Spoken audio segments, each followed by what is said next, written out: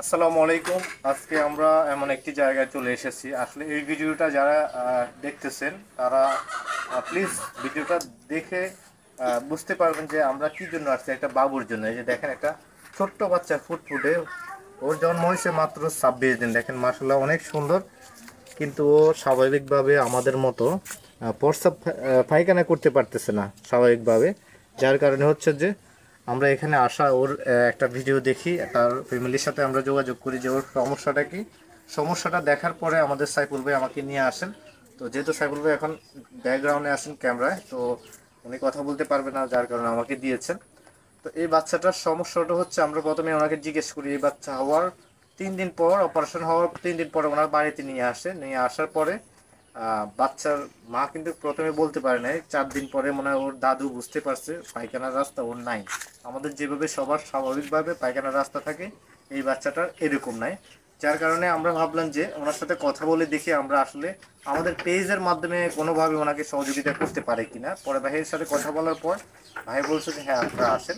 তো আমরা অনেক দূর থেকে 3 জন মানুষ আসছি, হ্যাঁ অনেক দূর থেকে। তো আমরা এখন ওনার কাছ থেকে এই বিষয়টা জানি। তো প্লিজ আপনাদের কাছে একটা রিকোয়েস্ট যে আপনারা ভিডিওটা শেয়ার করে দিবেন। অন্তত আপনি যদি সহযোগিতা না করতে পারেন, শেয়ার করে দিবেন, এটা আমাদের অনুরোধ রইল। আমরা অনেক দূর থেকে এসেছি।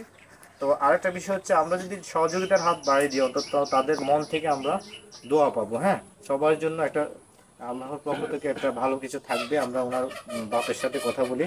আসসালামু আলাইকুম। ওয়ালাইকুম সালাম। সালাম আলাইকুম। ওয়ালাইকুম সালাম। কেমন আছেন ভাইয়া? হ্যাঁ ভালো আছি, এটা একটু হাতে নেন। তো ভাইয়ের মুখ থেকে আমরা এখন কিছু জেনে নিই। আসসালামু আলাইকুম। ওর বাচ্চাটা আপনার মনে করেন, যখন ওর জন্ম থেকে ওর এখানে বাচ্চাটা নাই।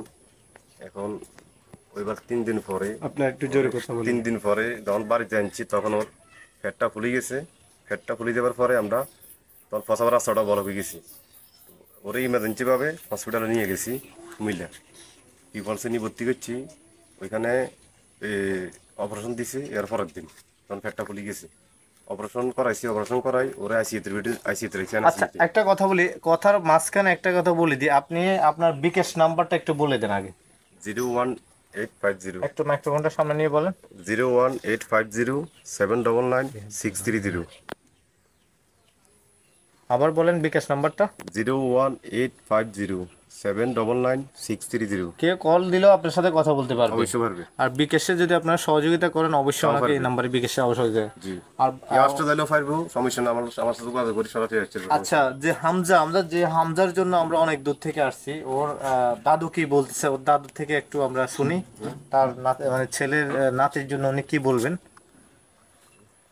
আজিরে নাতির জন্য কি বলবো, আল্লাহ সবাইরে বালা রাখক। নাতির হলো 3 দিন কান্দা কাড়ি করছি, নিচে গই নিহিনে কি ফলে নাতিরে পুরো উগ্র করছি করি।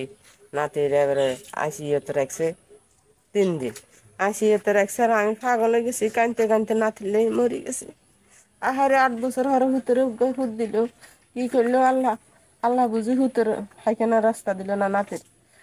বাজরে আমার কাছে আর কুলেন না, আমি আর হারিয়েন না। এখন না ফিরলাই আমাকে 7 জনের দুয়ারে আমি হাত বাড়াইতেছি। বাবা আমরা যদি সবাই দোয়া দোয়া করুম, সবাই যদি 2-4 দেন আমার নাতিটার অপারেশন করাইতে আর বাজি আমাকে সবাই নামাজ হয়ে দোয়া করুম। আপনারা আর নাতিটার দিকে যদি সবাই খেয়াল করেন, দিতে হারলেও খেয়াল করেন, না দিতে হারলে বাবা খেয়াল করেন। আর আমরা যদি বাবা আসেন, দরকার প্রয়োজন আসি, চোখ দিয়ে চাই যেন আমার নাতিটারে। ওকে।